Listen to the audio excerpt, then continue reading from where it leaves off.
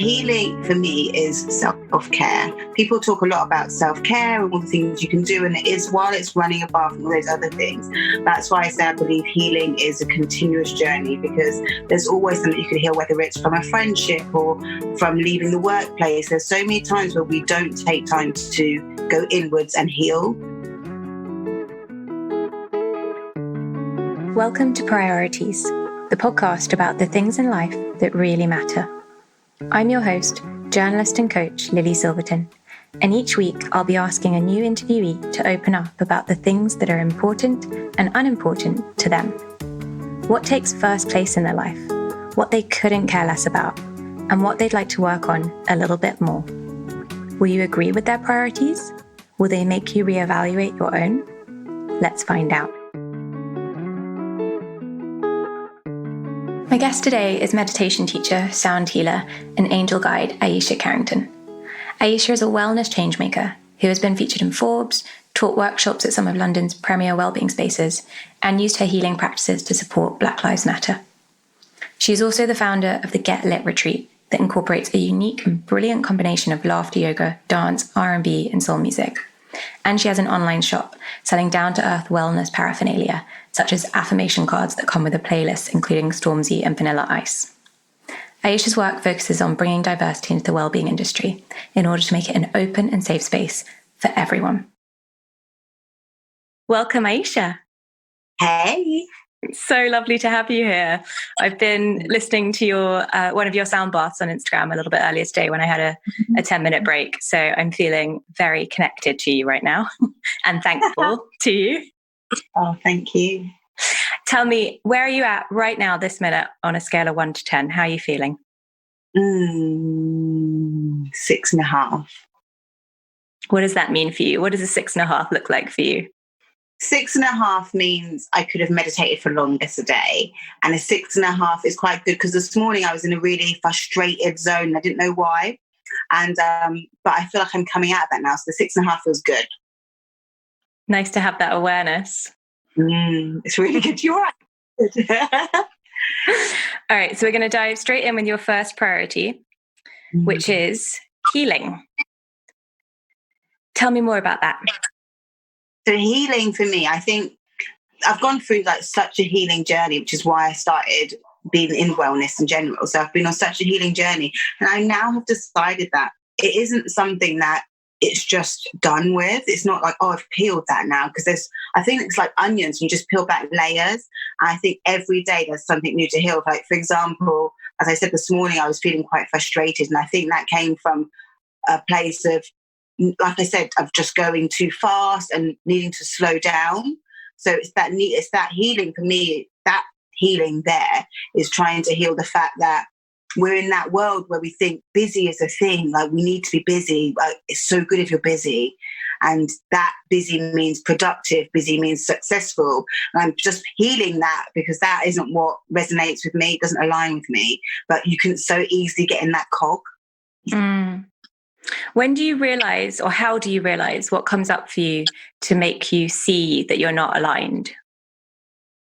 It's a feeling. It's the feeling in my body. It's a feeling of, from when I'm going slow and things are in alignment, there's such a joy inside of my body. It's such a joy in my mind, and that connects together. So when I feel out of balance and off grounded, that's when I know that I need to change around what's going on, or just take some inward time to, as I say, heal and just find out what's actually going on with me.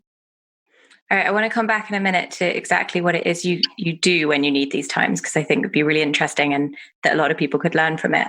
I wondered if before that you share a little bit about your own experiences and why you do what you do. So about 2017, I went through complex PTSD. I had a whole load of trauma come up. There was like a lot of inner child healing. I was abused as a child. So all of that came up. So that was all the healing that propelled me to be where I am today. So prior to that, I was a stylist for 10 years, and I healed people, and I used that as my modality to help people. And as I transitioned out of that into my own healing, I went into like 2-3 years of deep healing for myself.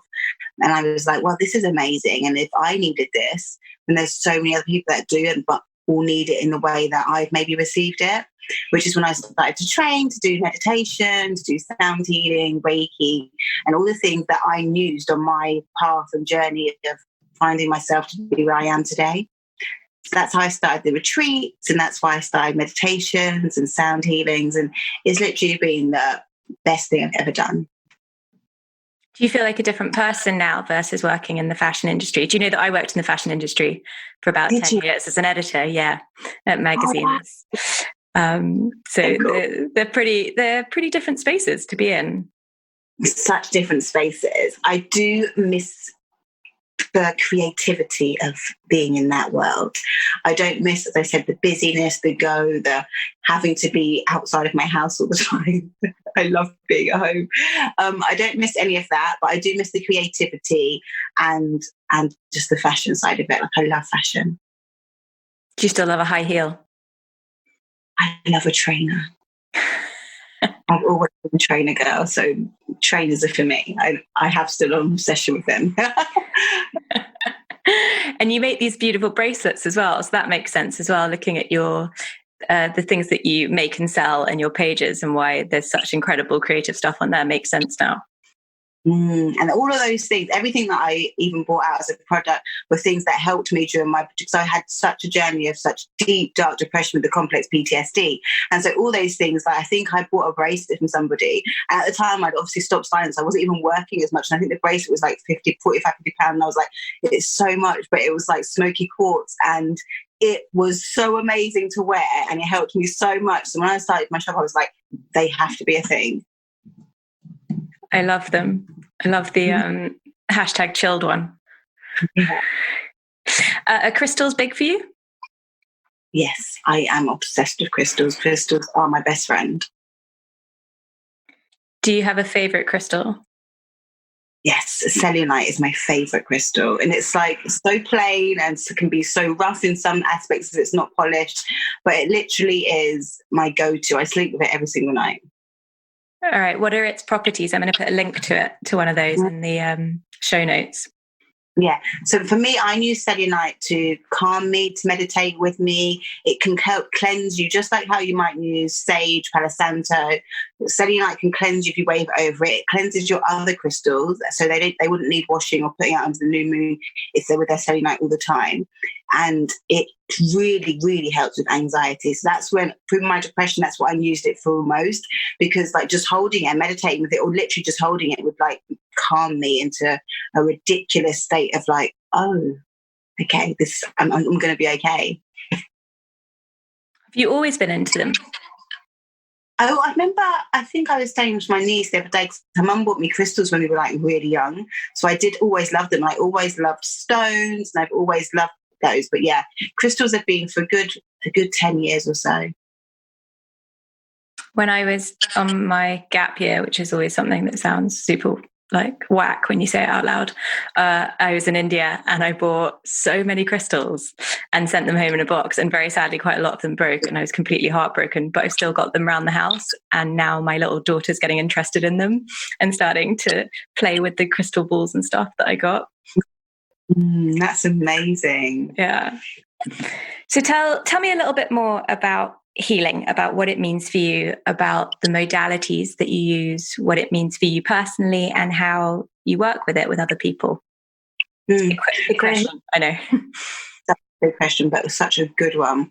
So healing for me is self-care. People talk a lot about self-care and all the things you can do, and it is, while it's running a bath and all those other things, that's why I say I believe healing is a continuous journey, because there's always something you can heal, whether it's from a friendship or from leaving the workplace. There's so many times where we don't take time to go inwards and heal.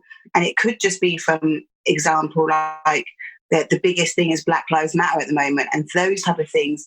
There's so much healing in that you may not realize. For example, as a Black person, you can go into a shop and you could get a look or a feeling, or people may not want to, it's so silly, maybe not want to be so close to you in the queue. And all these things are everyday things you may not realize you need to heal from. There's so many different things that we can heal from, whether it's, how somebody said something to you, it's a remark, and all these things, they get on top of you. So for me, healing is on so many levels that people don't even realize that it can be, down to having to persuade somebody on the phone to, I don't know, give you your insurance back. All these things can affect the way you have felt, and they all need healing. So even if you don't know what it is you're healing, just taking that time to go inwards and nurture yourself can be so good for your soul. And you'll realize that there were things you didn't even know you need to heal. For example, I do these things called the Get Lit Retreat in London and in Morocco. And they are under the barrier and the umbrella of self-care, but what it really is about is healing. So many people come, they think they just want to have fun. It just looks so exciting. And it's all of that. But the biggest thing is that because I'm a big kid, I've just wrapped all of the healing up in making it look fun. So yeah, healing for me is amazing. And for me, I do it every single day, whether it's with my crystals, whether it's with angelic Reiki, whether it's having my angel cards so that I can then go inwards and ask myself, what is it that I need to heal? When you run the retreats, do you find it a lot holding space for other people, or do you find it invigorating for your own healing? Like, how is your own healing related or connected to your healing of other people?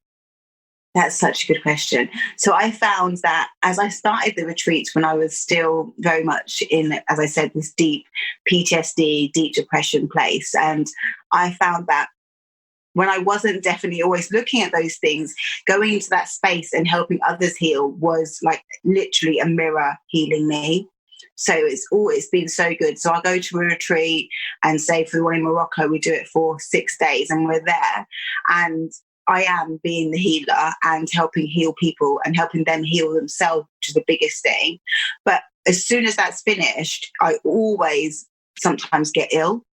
I'll get a flu. And for me, you could see it as people draining my energy, but I see it as all my own healing having to come out. The retreats look amazing. Thank you. They really do. So amazing after the retreat, because it just feels like you've just come through like another door. And I think also the way that you do everything is so genuine and so accessible. So you're bringing in all the cards and the crystals and the angels and all that stuff and the healing, but you're doing it on such a like cool level where people just want to connect and have fun at the same time. Oh, thank you. So I call myself the female Peter Pan. So I am the cook. And that's why I love being surrounded by my nieces and nephews, because I have just this thing of if we can all make things fun, which is why I started the retreats as well. I wanted it to be a space where you came in and had fun, and under that fun was the healing, because if you're having fun, you don't realize it's something you have to do. It's just, it comes with it, which is what we do when we try and trick kids to do things, isn't it? So I think I must have had to trick myself to do these things as well. I think it's also good because it also integrates all the aspects of you as a person. So often when you see people get into the yoga or meditation, whatever it's wellness space, they let go of a lot of the old stuff that they used to be or used to do. So, put away the fashion or put away the whatever are the other people they used to be, rather than welcoming it all in and letting it be all there in its messy entirety of real life. I'm so glad you can see it that way, because that's exactly what I wanted to do. I wanted to make everything just a mirror of me into a product, into an event, I love traveling. So really, it was really quite selfish. I wanted to do all these things myself. I'll try and get friends to do it with me and maybe pay me too. I feel that way when I do retreats as well. I'm like, I get to go and be at this country house or wherever for a couple of days and, hold space for people, which is obviously amazing. And I feel incredibly grateful that I get to do it. But also it's a bit of a retreat and, stuff does come up and it can get draining, but it's also so much fun. So much fun, right? Yeah, I love it. All right, let's move on to your next priority, which is time to go slow. And I'm really, really interested to hear about this, particularly at this point in time, because we're coming out of lockdown. There's so much uncertainty. No one knows what to do. Everything has sped up a bit again. For some people, it's gone almost back to full blast. And for others, it's barely moved. And I think a lot of people are feeling like they don't want things to go back to how they were before.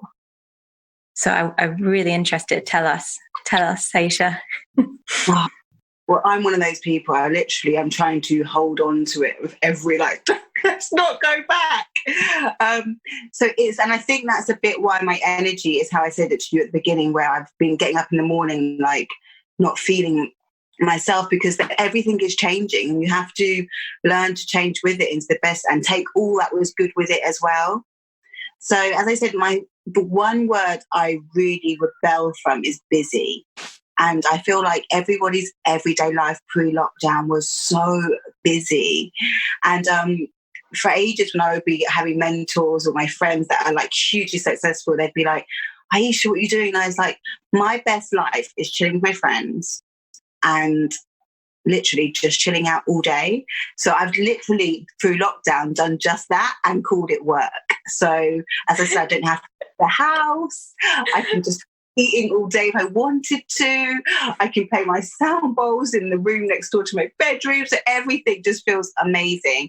And so for me, that is embodying that going slow throughout lockdown is so imperative for me and for anybody around me, because that energy changes. And as we know with energy, whatever everyone else is feeling comes back to you if you're around them. So my thing is that everybody needs to just embody that love they had for lockdown and move it with going back into real life, because we have to see that wasn't serving any of us. So moving it into a journey of making the two of them work, because we can't just stay in all day again and just go shopping and come back out. It's not going to be real life. So it's a real puzzle of putting those two pieces together. Yeah, and taking the lessons learned. I think also in terms of going a bit slower, it's a bar, right? So the bar just gets set a little bit higher every single time until you're suddenly working at a speed that's unsustainable. Mm-hmm. I love sleep. Seriously, it's one of my biggest priorities, and I'm a different and much improved person when I get my full 8 hours.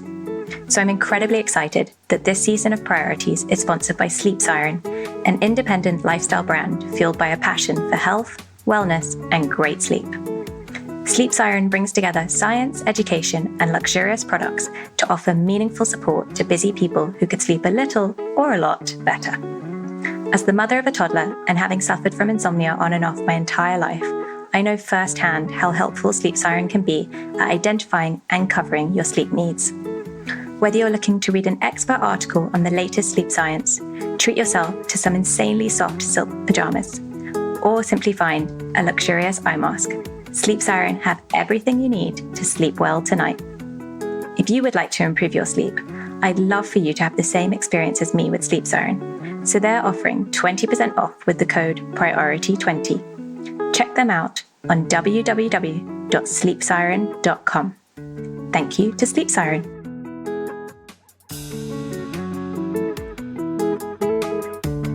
Nutrition is a priority for me, and I know that the more plants I eat, the better I feel. However, with a busy life, I, like you I'm sure, don't always manage to get my daily quota of greens. So I'm very happy that this season of Priorities is sponsored by Foga, a new brand that makes plant shakes, pre-portioned blends of freeze-dried fruit and veg that you simply shake up with water or milk to create a restaurant-standard smoothie at home. I'm not really into protein shakes or powders. However, these are genuinely amazing. They're so easy and delicious. Right now, I'm digging the ginger and greens combination, and my daughter is a big fan of berries and cinnamon. They contain 0 extra sugars or chemicals. Through freeze drying, have all the nutrients locked in, and they're whole plant, meaning they have all the fiber of fresh fruit and veg. It's really the lazy person's dream. If you're looking to easily and affordably prioritize your nourishment, then I'd love to find out if you enjoy Foga as much as I do. They're offering £5 off your first box with the code PRIORITIES. Check them out on www.foga.co. That's Foga. Thank you to Foga. I read somewhere that patience is self-confidence. And that really resonated for me in terms of not trying to do things too quickly or constantly desperately trying to achieve. whether it's me or whether it's like clients I'm working with, that patience is self-confidence, stepping back and allowing yourself that time. That is so good. And for me, the whole thing is, like I said to you this morning, it's checking in with yourself, and it's asking yourself at least 3 questions, like, do I want to do this? Will it serve me? And just how do I feel? If you just ask yourself those questions, you'll get all the answers that you need to know if you need to stop going so fast, because it's so easy to be in that zoom, zoom mode of like speeding down the motorway.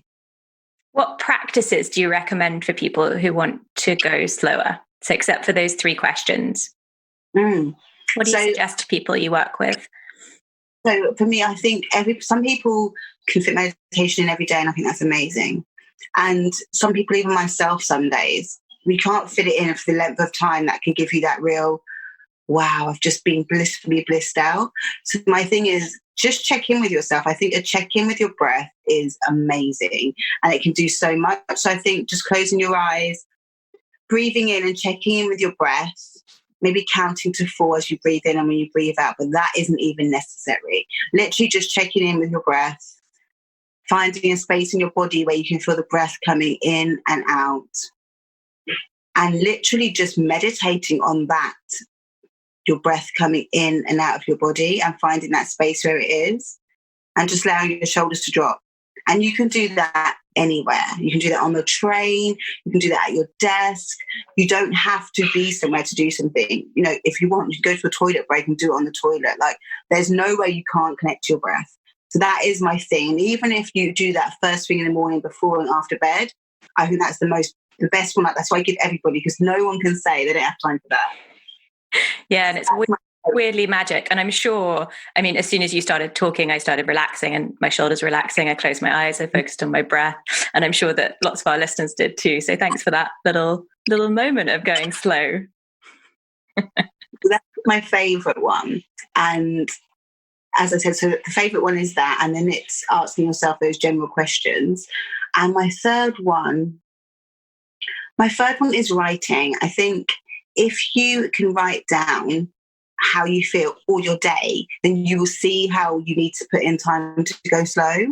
So if you write out your day the night before, you could pre-plan, okay, that looks like a really busy day. So in the morning, I should really make time for myself, which means getting up half an hour early and having that tea. Another reason why I think people need to go slow is when you have a drink, if you can make that the moment you go slow, just by drinking it slowly, it doesn't take you long to drink a cup of tea or to have a cold drink. That, again, is a moment that you can so fit into your day. So between the breathing and having a drink, because you should keep yourself hydrated, whether it's with a hot drink or water, and just taking a moment just to close your eyes and have that drink, it is the most amazing thing to do. And for my clients and for anyone, I always say that you can't go wrong with that. Those 2 check-ins are things that we have to do every day. Anyway, we always breathe. So closing your eyes and taking care and just checking in with your breath, that is a given. You don't need anything for that. And also, we need to keep hydrated. So just making sure that you're drinking that drink is such a good moment to go slow in. That, and then if you can write anything, if you can write your day out the night before and plan a moment to check in with yourself and go slow, or meditate, or do whatever makes you feel good, whether it's exercising, it's the best thing. Yeah, completely. I always recommend to clients, and I do it myself as well when I'm super busy, is I set an alarm to take a moment, because otherwise I will not do it. Would you? All right, let's come on to your final priority, which is real connections. Tell me more about that. So that is the one thing that I felt was so hard during lockdown, as most people did. It was seeing people. Like, as I said to you, my dream job is just chilling with my friends. So to not be around anyone was awful. Luckily, I was able to see my mum and dad, and that was the most amazing connections we had. Was I was staying with my mum and dad at the time, so to have them, you know, it's actually making me emotional. I haven't checked in with it before, but to know that you will never get that time again, fingers crossed, when we are locked down for 2 to 3 months, is amazing, because we spent so much quality time together. We had so many meals together, and you realise how meals are a thing that are so rushed, but cooking and eating and having that as the thing 3 times a day to do with people was amazing. So real life connections for me are checking in with friends, whether it's a voice note, whether it's people that pop up in my DMs and I voice note them most of the time as well and ask them how they are. It is really having that real life connection as much as you can, because connecting with people for me is, I don't know what there is a life without those real life connections. So I think there's, again, when we're going so fast in life, we forget that those things actually make up how we are and who we are. Can I come back to healing for a moment and ask you some questions on that one? Please do. So I want to ask you how you feel operating within the wellness space when it's so white. Is that an all right question to ask? Oh, it's such a good question to ask, because my biggest thing, one of my biggest passions for being in the wellness world is that I came in because there wasn't anywhere for me to be. There was nowhere that I felt at home in. And I'd go to spaces and there weren't a lot of Black people in those spaces. So that was another reason why I was like, let me make this space for myself and let me make it as authentic to me and and me being Black as I can be. So that meant incorporating the music, having as many people come to the retreats that were Black, and just having that open, diverse space, because it hasn't been a space that's been felt open. So it feels so good to be here, and it feels so good to be able to be an open door that allows other people that are Black come into the space as well. Because when you know there's someone like you in it, you're so much more likely to come in the door and invite your friends. So it's felt, for a while, it's felt lonely. And the more people that I find that are stepping into their purpose that are of colour is amazing. A lot of because we're healing. And as I said to you earlier, that coming from this space of all the things that you've been suppressed to be like and to feel like, even down to I have braids again now, and it was like such a difference, because that was a thing where you'd had braids and you couldn't go to school with braids, and literally that is just the one thing that makes you feel like you were closed down from school days. So it's such a healing journey to be on, and I'm so glad to be inviting others to come into it too. Yeah, and letting them be reflected in the space. So it was a beautiful question. Thank you for asking. You couldn't go to school with braids? You couldn't go to school with braids. Like, you weren't really allowed an afro in those spaces either. Wow. There's so many things that since this whole Black Lives Matter was really pushed up to the top of the pile, because it's been around for ages. It was such where you started to realize all the things that you had suppressed, and your family and everyday life you were just coping with something that isn't normal and shouldn't be normal. So again, it's been such a healing journey. Have you involved your healing work with the Black Lives Matter movement at all? Yes. So I have done quite a few talks and things that would surround and just to open up spaces to invite other people to realize what it's like has been a really healing modality for me, and using my voice in a way that I'd never used it before. That's incredible. So you're stepping into your own power. Yeah, like my sound bowl must be so energetically full for my throat chakra clearing. Is that the way it works? Yeah, it's like I'm playing that note and it's clearing my throat chakra, and it really is for me to just really talk more about the changes that need to be made. Yeah, I mean, it's brilliant that so much of it is coming up and being discussed. As you say, it's been simmering for such a long time, or bubbling, not even simmering, bubbling for such a long time. It's really important that it's all out there, starting to be all out there. So it's so important. And I'm seeing more and more of my students who are of colour, who are training and are feeling like they have more space. I don't know if you're seeing the same. It is. It's been really an emotional time, and also it's been so good at having, as I said, having a voice, having more space, and just being able to be open and honest and having these fluid conversations that should have always been able to be had. So even though it's sad that in 2020 we are having to have these conversations, the progress that has come is amazing. And I feel like you can see the difference it's making already. Mm.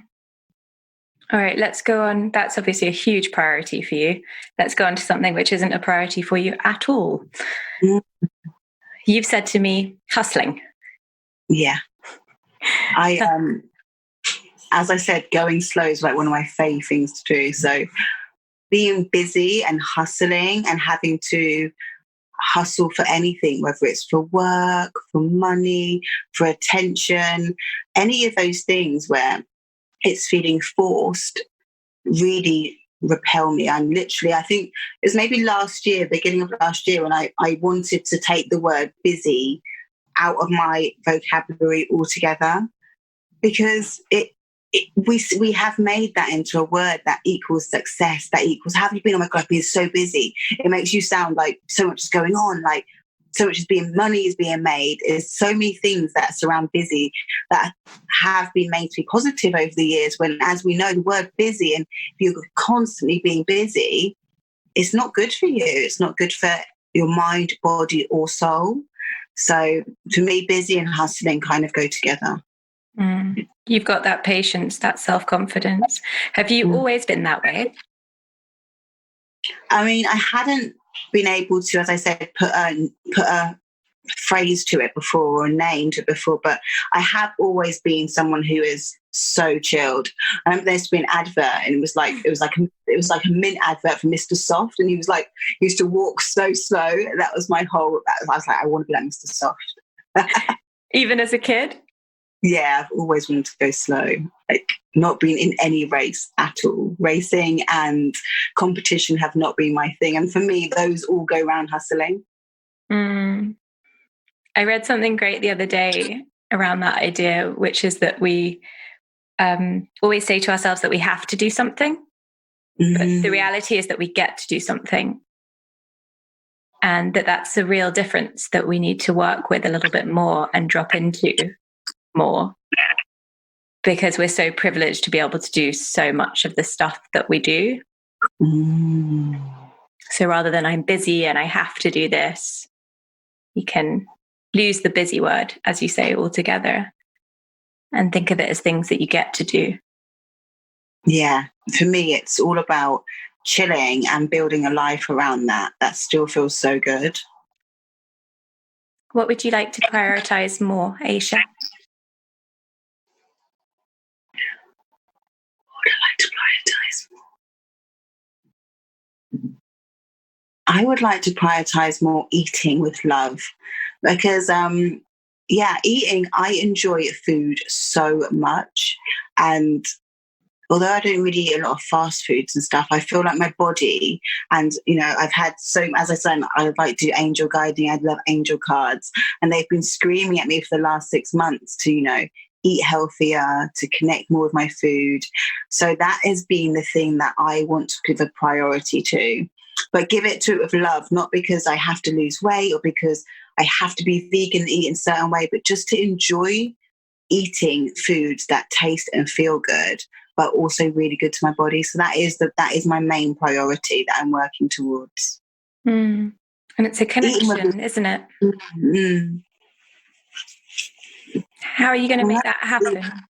Because when I say eating with love, I think it's sometimes, as I said, because I'm such a fan of all those luxurious tastes and cheeses and creams and all those amazing things. But eating with love for me is eating that for things that my body will also love, not just my taste buds. And that's the transition I'm making. So just day by day, just taking it day by day. Have you heard of intuitive eating? I have heard of intuitive eating, and I have looked into it. And again, it's something that I really am leaning towards. But I feel like I'm leaning towards it and letting go of an addiction. That's how I feel. That's a transition. Yeah, one of the women in the UK who's very prominent is a woman called Laura Thomas, whose book is Just Eat It. And she's got a lot of information about this. She's got a PhD and various other huge degrees in it. And she's very smart and very engaged and very no bullshit. So I think you'd like her a lot. She sounds look into her. Thank you. All right. Is there anything else you want to chat about before we finish up? Is there anything you got coming up? You got the retreat, which is in November in Morocco. Yes, my Morocco retreat. I can't wait. So that's in November, and that is the November the 2nd to the 7th, and it's a really small retreat. We have up to 8 people there, just so we can keep it really intimate and it can feel like you are getting the most amount of attention. So that's an amazing retreat because it's like a journey. We start outside Marrakesh, we move into the desert, and from the desert we move into the city. So I say it's a bit like being a seed. You are really planted when we're outside of Marrakesh, and as you go into the desert you start to grow, and by the time you get to the city you're really flowering and nurturing yourself, and then you go home you are that flower that is budding and nurtured and just ready to accept the sunlight. So it's like a real beautiful journey. Sounds amazing. I would love to be doing it. All right, my love. Thank you so much. It's such a joy to talk to you. It's been lovely. I've loved it. Thanks so much for asking me. Oh, take care. Bye. Bye. If you enjoyed this episode of Priorities, I'd really appreciate it if you could make it your priority today to hit subscribe and also rate and review, as this helps other people find it. Need a little incentive? Every month, I offer one free 60-minute online coaching session to a listener. All you have to do is hit subscribe, rate, review the podcast, and then email a screenshot of your review to prioritiespodcast@gmail.com. You'll then be added into the ballot for a free one-to-one coaching session with me, in which we will help align the priorities of your life. Thank you so much for listening, and take care.